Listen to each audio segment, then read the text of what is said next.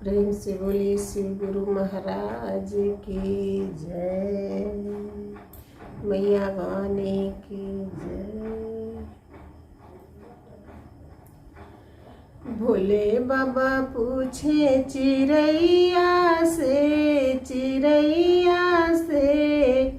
कहाँ गली गौरा मड़ैया से, कहाँ गली गौरा मड़ैया से।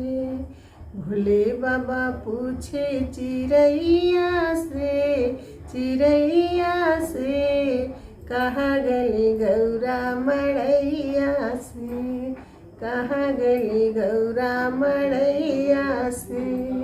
कार्तिक से पूछे गणेश से पूछे, कार्तिक से पूछे गणेश से पूछे। जाके पूछे रिद्धि सिद्धि मैया से कहाँ गली गौरा मड़ैया से, कहाँ गली गौरा मड़ैया से। भोले बाबा पूछे चिड़ैया से कहाँ गली गौरा मड़ैया से, कहाँ गली गौरा मड़ैया से। ब्रह्मा से पूछे हो विष्णु से पूछे, ब्रह्मा से पूछे हो विष्णु से पूछे। जाके पूछे लक्ष्मी मैया से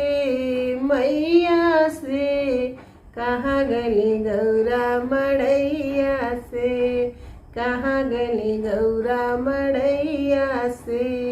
भोले बाबा पूछे चिड़ैया से कहाँ गली गौरा मड़ैया से, कहाँ गली गौरा मड़ैया से। राम जी से पूछे हो लक्ष्मण से पूछे, राम जी से पूछे हो लक्ष्मण से पूछे। जाके पूछे सीता मैया से कहाँ गली गौरा मड़ैया से, कहाँ गली गौरा मड़ैया से। भोले बाबा पूछे चिड़ैया से कहाँ गली गौरा मड़ैया से, कहाँ गली गौरा मड़ैया से। कृष्णा से पूछे बलराम से पूछे, कृष्णा से पूछे बलराम से पूछे। जाके पूछे राधा मैया से